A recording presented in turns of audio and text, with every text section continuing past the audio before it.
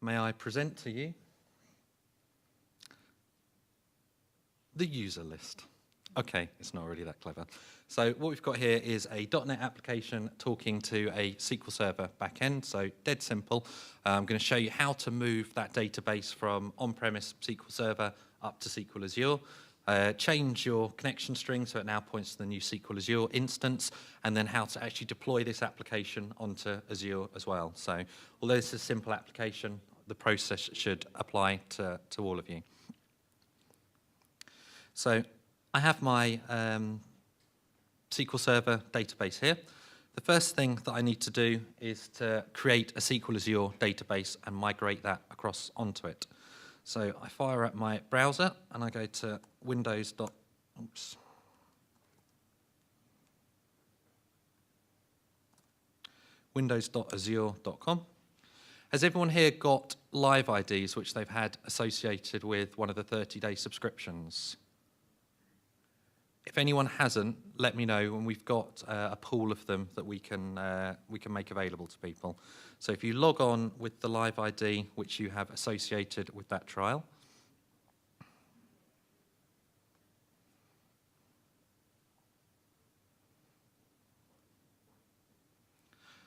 the portal will open up. So the first thing I want to do is create my new database. So I come across into the database tab over here. And the way that SQL Azure works is it has the notion of servers and databases. So before I can deploy anything, I need to create a server first of all. So you come in here, you should just see one subscription. Hit next. I have to pick the region that I want to deploy in. So North Europe is Dublin. I have to put an administrator login. This is kind of the SA. This can be anything other than admin, administrator. I type in a password for it. Hit next. I now have to set access control rights onto that SQL Azure instance. So the first thing that I want to do is say that other Windows Azure instances can access this. I then want to create access from here. So if I click on add, it tells me what the IP address here is.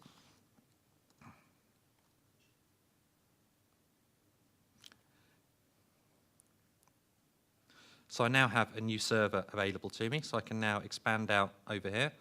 I think it's this one here. So I can now go ahead and create a new database. So I'm just going to call this one a test. We can select what edition we want. So I'll keep this simple. I'll just create a 1 GB web edition. And I'm now ready to go. So the first thing that I want to do is I now want to connect up to that database from SQL Server Management Studio. So I literally just come in here, connect to Database Engine. I then just paste in that address which I'm given. I then, for the username, need to put the SA at the name of the server. So I just grab that first part there and I just connect up. And then if we cross our fingers, that's now in there. And you can see I've got my new test database which I've created. So I now want to move across my very, very complicated database, which is just one table. Bear in mind, if you want to move things across onto SQL Azure, you need to have a clustered index. It's just one of the requirements. So I've created one for my table. I've then just scripted both of those out, and you'll see here I've just got a very simple create script for those tables. So I'm just going to come down and just create a new query against there. So let's run against test. And I've now got my table available to me. So I now want to migrate my data from here to the cloud. So I just right-click on here, go to Tasks, go to Export Data. I can now just hit Next. My data source is my local SQL Server environment. For Azure, we need to do it slightly differently. We need to use the .NET data provider for SQL Server. For my data source, I put in the server address.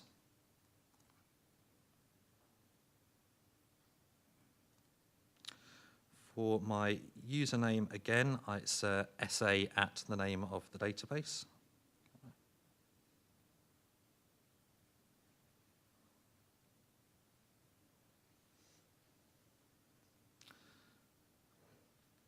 what's happened there. Oh, there we go.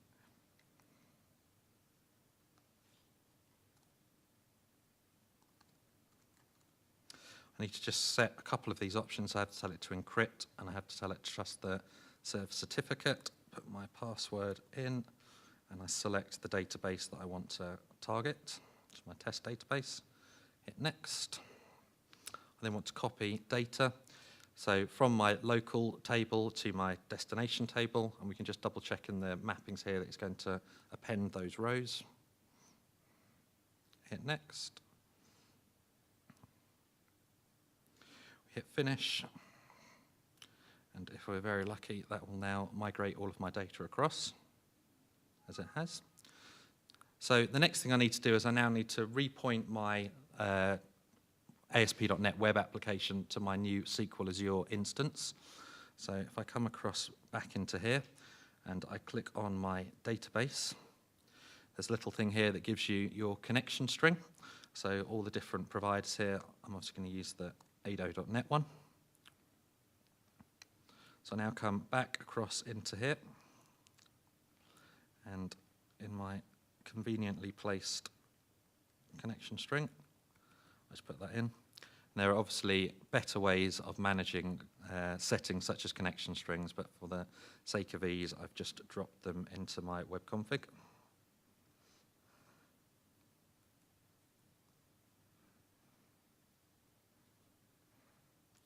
And I'm just going to take this out.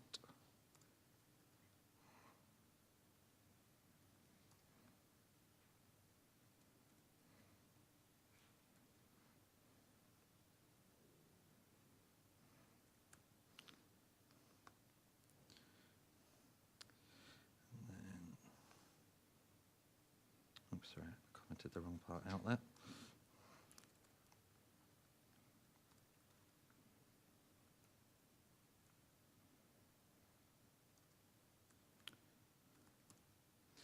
I'm just going to run that and check that that works. So I'm now running locally on my development fabric, but connecting up to the SQL Azure database.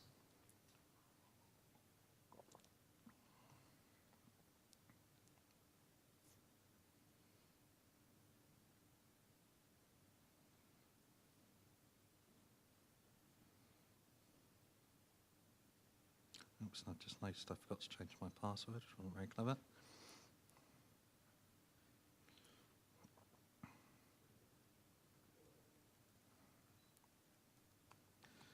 Highly secure.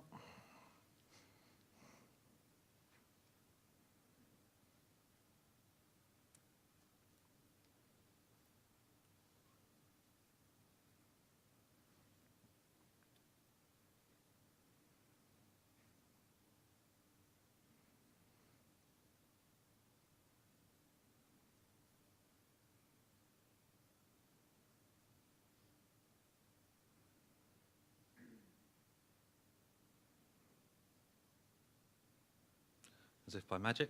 There we go. So the final part that I now need to do is now take my web application and deploy it up onto Azure. So to do that, I just right-click on my cloud project and I hit publish. Now there's various different ways that you can do this. You can publish directly to Azure, but for the sake of ease, I'll just tell it to create a local package, which I'll then upload. So we just hit OK, and that then whirs away for a second. I now need to create the hosted service on Azure. So I come back to my Azure management portal, and I click onto this hosted services, storage, accounts, and CDN. And I can now click on new hosted service.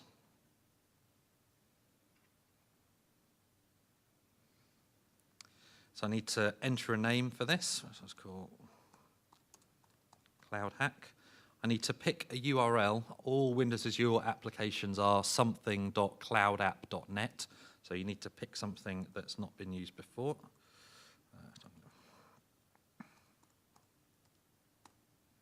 Again, we have to pick a region. So I'm going to put it into the same region, into the North Europe. And then we've got different environments which are available to us on Azure. So we've got a production environment and we've got a development environment or staging environment. I'm just going to put this straight into production, but normally you would deploy into staging, and then you can then flip that so that then becomes your production environment. Again, I can just put something into here. And then if I come back across, we should see that it's automatically popped open a Windows Explorer window with the location of my project. So I just copy that URL, or that folder rather, click on Browse Locally, just paste that in. So there's two parts to an Azure deployment. There is the configuration file, and there is the actual package itself. So they both get outputted into that same folder for you. I hit OK. Now it's come up and saying a warning has been encountered. For Windows Azure, if you want the SLAs that Microsoft offer, you have to have a minimum of 2 instances. That's because Microsoft patched the operating system for you. If there's a new version of your software released, it will automatically patch and take servers down. So it's always best to have 2, so that if it's taken 1 down, there's still 1 available to you. But for this one, I've just got 1, which is how come I've got this warning which has come up. So I'm just going to say, go ahead and submit that. And now that's now uploading my package onto Azure. It's then automatically going to initiate those servers for me. Now this process takes between 10 and 15 minutes, so just be aware that there's a slight delay at this point, because it's obviously behind the scenes, it's having to provision servers for you, install operating systems, install your software, all kinds of crazy stuff behind the scenes. But in the interests of time, in true Blue Peter style,